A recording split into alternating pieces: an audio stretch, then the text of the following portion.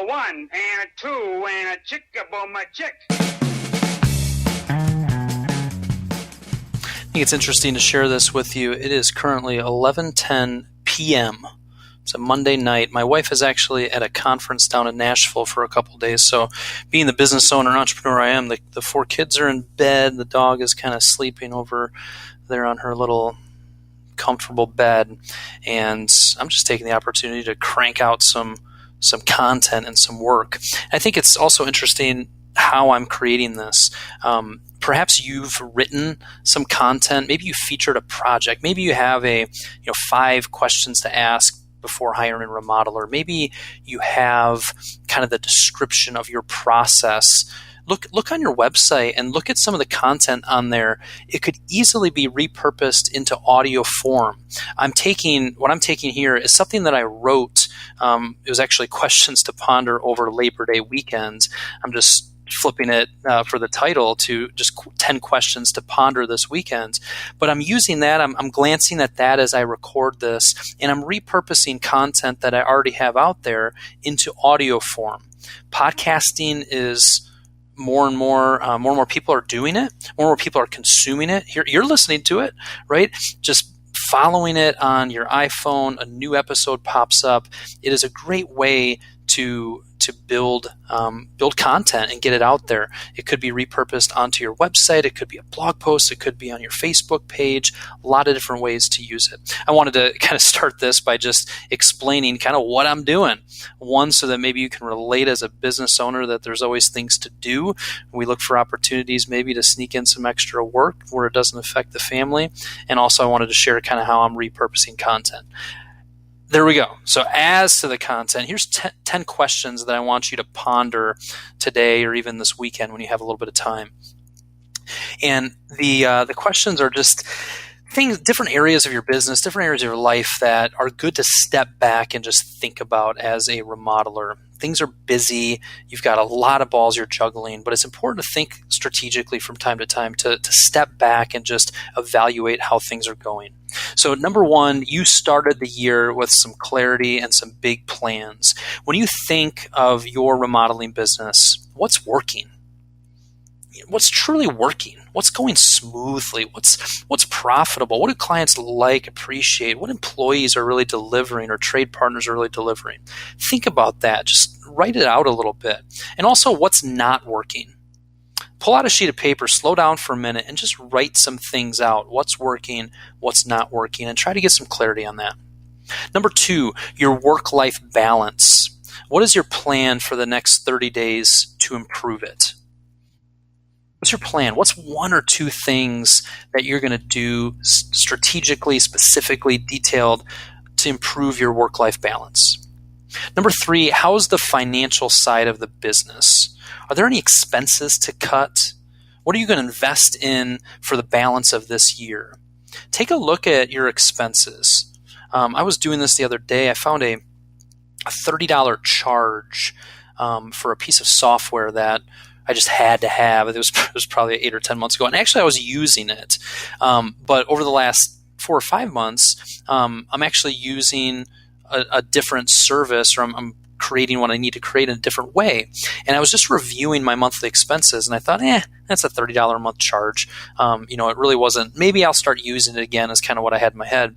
And then I had this visual in my head of, okay, $30 over 12 months, that's $360. If somebody actually handed me $360 of cash, would I really take that $360 of cash and pay for this software that I'm not even using? Of course not. I think sometimes when things are going well, or if times are good, we get a little sloppy with what we're spending money on. And that visual of turning it into actual cash really helps you articulate and see with clarity, is this really worth it?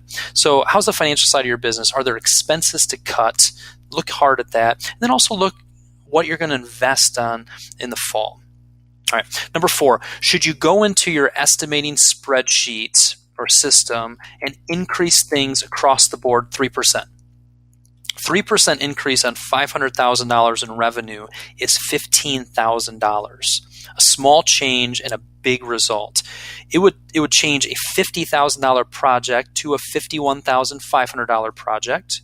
Your prospect probably won't blink at the end of the day, and the extra revenue will help you tremendously in hitting your financial goals. So think about that, a 3% increase. Go into your estimating spreadsheet and make that change. Number 5, what are you doing to become a better salesperson? Period. Are you reading a book? Are you listening to some podcasts? Are you investing in some coaching? What are you doing to become a better salesperson?